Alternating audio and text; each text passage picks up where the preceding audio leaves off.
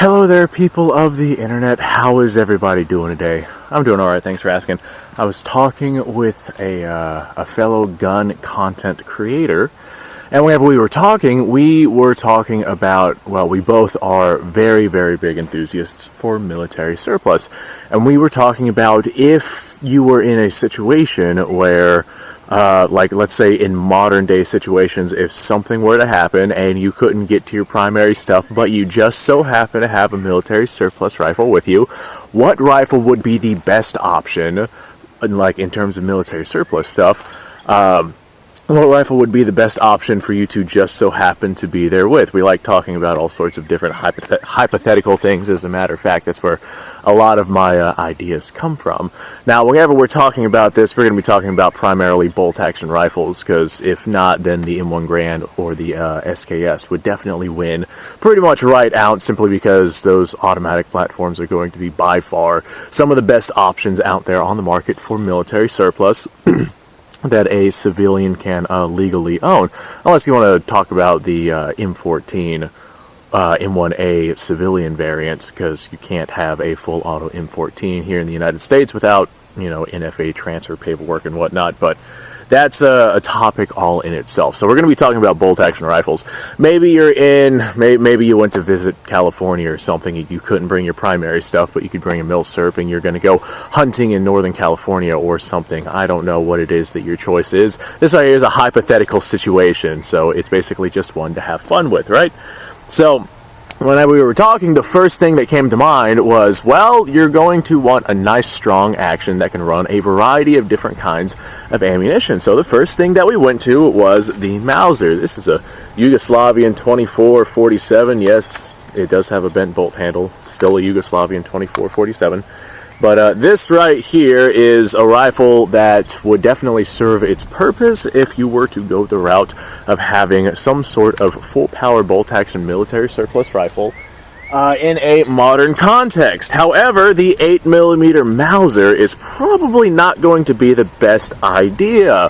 If you have just this rifle to do everything in means of protection and in means of gathering game and in means of just everything that you would need a rifle to do, maybe you are in an agricultural area and you need your rifle. Speaking of agriculture, I see some cows over there. I'll have to make sure they don't come over here. Maybe in your agricultural area you need yourself a good ranch gun. 8mm Mauser is definitely powerful enough to take care of the job, but it could be a little bit too powerful depending on the situation. But of course you can underload. Yeah, we're going to use that term, underload your ammunition, if you were to decide to. However, that being said, that's not the ammo I'm looking for. That being said, 8mm Mauser, definitely a powerful round, but thank you, Kevin, the stuff you're going to find on the market right now is mostly surplus ammo, and that stuff will dry up. And if something goes down and something happens, and you can't get resupplied, you won't be able to get that surplus ammunition anymore. And here in the United States, the odds of you coming across 8mm Mauser are significantly less than the odds of you coming across anything else. And it doesn't even have to be in a like end of the world situation. Even in like modern times, if you, like I said, were to use your rifle as a ranch gun or something like that, and you were to go with 8mm Mauser, yes, you can find ammo out there for it, but for the most part, it's military surplus full metal jackets. And there's a lot of things that you can't do with military surplus full metal jackets. Not only that, but that surplus will dry up and this ammunition will get more difficult to find. So the 8mm Mauser, if you were to get like just a general purpose do everything rifle, one of these old school military surplus bolt action, probably not the best idea, especially if you're in a situation where something goes down and you have to use this rifle as your practical firearm. So this right here is not me using this practically. I'm just gonna send some lead at my steel target while I'm here at a gun range because it's a lot of fun. This is just Turkish surplus stuff. 155 grain projectile traveling at about 3,000 feet per second. That is one spicy round, dude. And it smacks that steel with some authority. I do like this Yugo Mauser though. It took me a little while to get it actually functional. I got it from RTI, but 8mm Mauser, probably not the best idea. Yes, it would work, but probably not the best idea. So the next thing that we went to was 7.62 by 54 rimmed from a Mosin Nagant. This right here would probably be a pretty good idea if you were to, be stuck with a Milsurp rifle for a practical sense. However, most of what you're going to find on the market nowadays is going to be either surplus ammo or military produced ammo or something like that, meaning full metal jackets. Yes, you can find some soft point ammo out there. Yes, you can find some hollow points in some places. But for the most part, here in the United States, finding anything besides full metal jackets for your 7.62 by 54 rimmed is going to be more difficult. If all you care about is having, full metal jackets, then by all means, this right here would be a good cartridge. The power of this coming out of a full-length barrel Mosin is roughly equivalent to that of a 30-06. The one thing I really don't like about the 7.62 by 54 rimmed is the fact that it takes a 311 or a 312 diameter bullet, and here in the US, 308 diameter bullets are by far way more common. And if you load 308 ammunition into a, well, not 308 ammunition, if you load 308 projectiles into a 7.62 by 54 rimmed, then you have some gap there, so the bullet doesn't quite engage the rifling all that well, and as a result, you have accuracy issues. There are some Mosins out there who can shoot that stuff pretty well, but having accurately sized bullets will help with accuracy in the long run. So, the lack of, here in the U.S., the lack of ability to accurately use 308 projectiles, yes, you can use them, but like I said, you start running into issues. And the lack of being able to find ammunition already made that is not just standard full metal jackets. You could use 7.62 by 54 rimmed. It's possible, it's there, it exists. It's definitely a better option than 8mm Mauser simply because of ammunition availability. Nowadays, 8mm Mauser, it's not being made by anyone other than a couple of companies out there making, high-end brass stuff, and that stuff is quite expensive. Typically, for modern-produced 8mm Mauser, stuff that is not just surplus on the market is going to cost you about $1.50 to $2 a round, depending on where it is that you get it, and after taxes and shipping, and whether or not you buy in bulk, and insert your choice of XYZ excuse here as to why it is expensive, whereas this cheap steel stuff, this is stuff that is currently still being imported into the market, and this stuff is probably about half the cost of your modern produced 8mm Mauser. That and this stuff is non-corrosive, whereas your surplus 8mm Mauser is corrosive. Ow. Ooh, that recoils a little bit more than I remember. That actually recoils more than that Turkish 8mm Mauser stuff. Of course, this is 174 grain projectiles that I'm launching here as opposed to the 155, so it does make sense that it would recoil a little bit more. I also don't like the trigger on the Mosin in comparison to the Mauser. The Mauser is definitely going to be a better trigger. The Mosin just feels like you're dragging a piano across a gravel road. So those two rifles, yeah, they would get the job done, and they are good. They are definitely good options. Not necessarily the best options, though.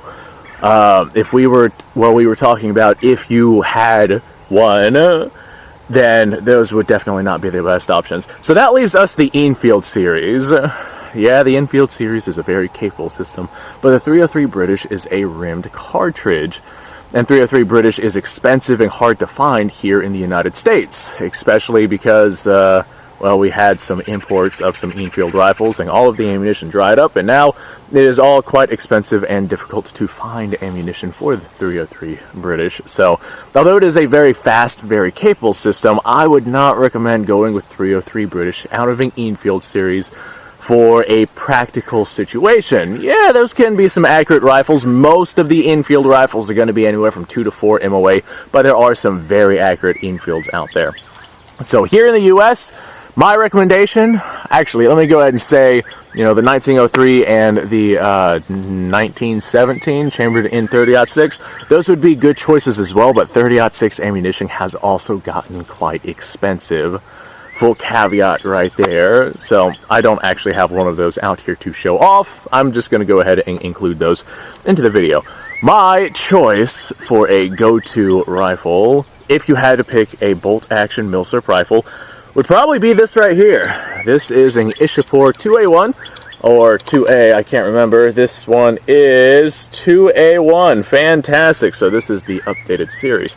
10-round external magazine, so you could swap out magazines if you felt like it. I only have the one magazine, so I just load into this magazine. It is fed through stripper clips, and these types of stripper clips are just regular old Mauser-style stripper clips. Those work just fine in this platform, so if you have yourself a 308 Mauser or something like that, this right here will take the same kind of stripper clips. Although this is designed for 7.62 NATO ammunition, the specifications of 7.62 and 308 are different, and the pressures are different for the cartridges. However, the Enfield series right here is a nice, strong action, and for the most part, you can fire 308 ammunition out of a rifle like this, assuming that your rifle is in spec. If you have even the most minute of headspace issues, you might have some issues, but I have fired quite a few 308 rounds through this rifle, and according to my measurements, it has shown no issues with headspace walking. That being said, if you are going to have a rifle like this, odds are you're going to get just standard bulk surplus 7.62 NATO ammunition. This stuff is very, very, very predominant here in the United States. You can find it very, very regularly, and it takes 308 projectiles, so as a result, you could load your cartridges with whatever type of bullet that you want. If you want soft point, hollow point, tracer, AP rounds, if you want just standard ball ammo like what I have here, this is just regular old ammunition, lead core, full metal jackets. Whatever it is that you want for your rifle, you can go ahead and load that into your 7.62 NATO. I'm going to say this particular rifle right here, the magazine is a little on the wonky side. I do plan on getting myself another magazine for this rifle, just haven't done it yet. So if this rifle malfunctions, that is the fault of the magazine, not of the rifle itself.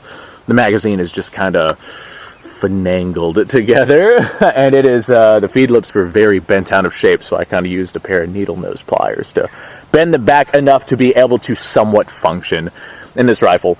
So this right here, cock on close action, very fast system if you have yourself a magazine that is actually functional. The sights on it are actually very, very nice. I do prefer aperture sights myself towards the rear of the receiver just because I am blind. However, the leaf sight right here still very capable. I have the hiccups, guys. I am sorry about that. So this right here, in my opinion, for Milsurp rifles, would probably be the best way to go here in the U.S. 30-06 would probably be a solid second place, but just because of the cost and availability of ammunition, I would not look at the 30-06 as being a primary go-to if you're going to look at Milsurps. Wow, that actually chambered on the first try. That is a rare one. Let's send this downrange. Wow, the recoil on this one is not that bad at all. Yeet! There goes that round, and wow, that actually worked. And it's accurate. Smacking our steel. Let me go grab that brass because that's reloadable stuff. Ooh, that's hot. Ooh, that's actually, yeah, that's very hot. Ow, ow, get into the pocket. Get into the pocket, cool down. Ah, my ass. Alright, pocket's a bad idea. I'm going to toss you on the ground instead. Okay, well, thanks for watching, folks. I do appreciate your time. Let me know what you guys' thoughts are down below, and what you think the best Milsurp rifle would be if this right here was, you know, what you were given in a, oh, I don't know, apocalyptic situation, or as a ranch gun in practical situations, or just, you know, insert your choice of situation here. What would be your pick if you were given this for a practicality purpose and you were told, hey, this is your rifle, have fun, do whatever, and insert your choice of situation here? Personally, I would definitely prefer a more modern design, but if I was given one of these, I would take this right here over a Mauser or a Mosin simply because of ammunition availability. Basically, everywhere you go, you can find either 308 or 7.62 NATO ammunition. If you were to run a 308 Mauser as well, I could also see that, but 10 round, cock on close, nice and fast. Let me know what you guys think. Like, subscribe, share. Description below has a link to all sorts of stuff. Go check that out. You guys go off, have yourself a fantastic day. I'll see you all in the next episode.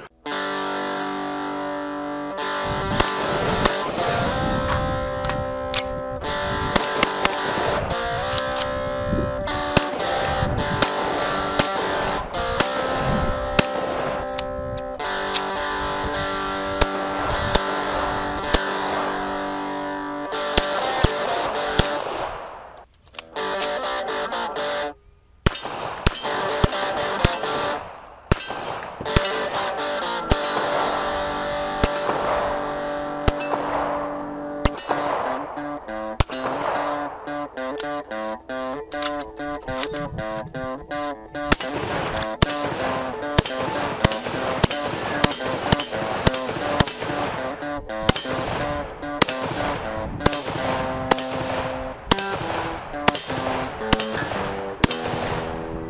a little while since I've done this.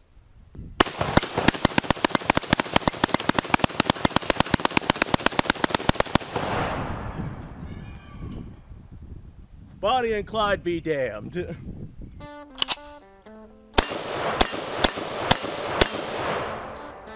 Poor man's Garrett.